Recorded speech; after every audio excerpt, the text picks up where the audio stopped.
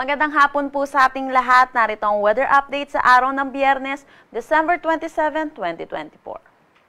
So kung makikita po natin, meron tayong tatlong weather system na nakakaapekto dito sa ating bansa sa ngayon. At ito po mga weather system po natin ay nagdudulot ng mga pag-ulan sa iba't iba't bahagi ng ating bansa. Unahin na po natin ang Intertropical Convergence Zone or ITCZ na magdadala po ng maulap na papawirin na may mga kalat-kalat na pag-ulan dito sa may Visayas, Mindanao, Mimaropa, Bicol Region, pati na rin dito sa may Quezon. Samantala, yung northeast monsoon po natin ay bahagyang humina, kaya ito pong shear line natin o yung salubungan na mainit at malamig na hangin ay nag-shift po yung kanyang axis. Kaya asahan po natin, makakaranas din po ng maulap na papawirin na may mga kalat-kalat na pag-ulan dito sa may Cagayan, Apayao at Isabela. Samantala, yung northeast monsoon po natin ay asahan din po natin magdadala rin po ng mga pag-ulan dito sa may Batanes at Babuyan Islands. For Metro Manila, nalalabing bahagi ng ating bansa, asahan po natin. Makakaranas naman tayo ng bahagya hanggang sa maulap na papawirin na mataas ang tsansa ng mga localized thunderstorm pagdating sa hapon at sa gabi. Sa ngayon, wala naman tayong minomonitor na anumang bagyo or low pressure area sa loob at labas ng ating Philippine Area of Responsibility. Para naman sa magiging panahon natin bukas, asahan pa rin po natin, makakaranas pa rin po tayo dito sa malaking bahagi ng Luzon ng bahagya hanggang sa maulap na papawirin na may mga isolated rain showers or mga isolated light rains. At patuloy po makakaapekto itong Intertropical Convergence Zone po natin dito sa may Bicol Region, kaya asahan pa rin po natin ang mga pag-ulan. Agwat ng temperatura for Metro Manila, 25 to 31 degrees Celsius, Lawag 23 to 31 degrees Celsius, Tugigaraw 23 to 28 degrees Celsius. For Baguio, asahan natin ng 17 to 24 degrees Celsius, Tagaytay 22 to 28 degrees Celsius, at Legazpi 24 to 29 degrees Celsius. Para naman dito sa Palawan, Visayas at Mindanao, kung makikita po natin, malaking bahagi pa rin po ang makakaranas po ng maulap na papawirin na may mga pag-ulan. Dulot po ito ng Intertropical Convergence Zone or ng ITCZ. Agwat ng temperatura for Calayan Islands at Puerto Princesa, 25 to 30 degrees Celsius. Dito naman sa Zamboanga, 25 to 31 degrees Celsius. Gayon din dito sa may Cebu. Asahan naman po natin for Tacloban at Davao, 24 to 31 degrees Celsius. Dito naman po sa Iloilo, 25 to 31 degrees Celsius. At gayon din dito sa may Cagayan de Oro.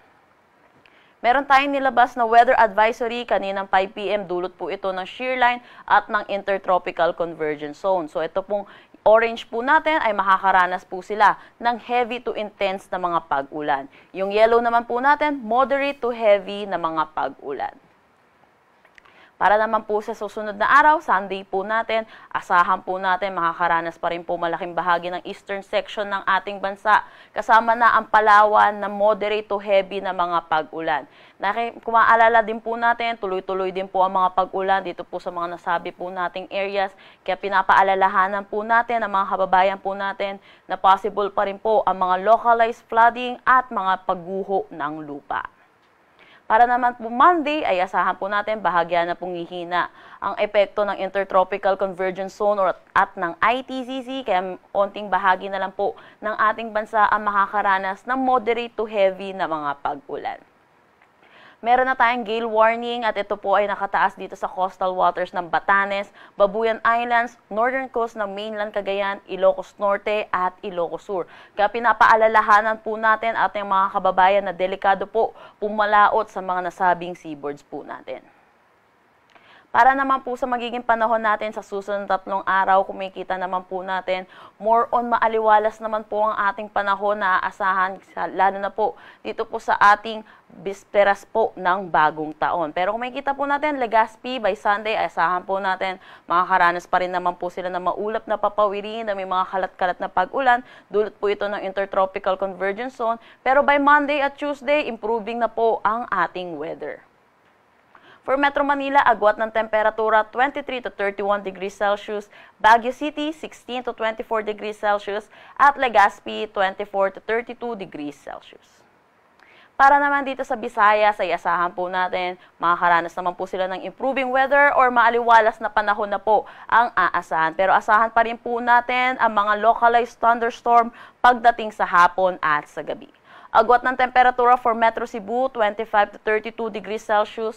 Iloilo City, 25 to 32 degrees Celsius. At Tacloban City, 25 to 32 degrees Celsius.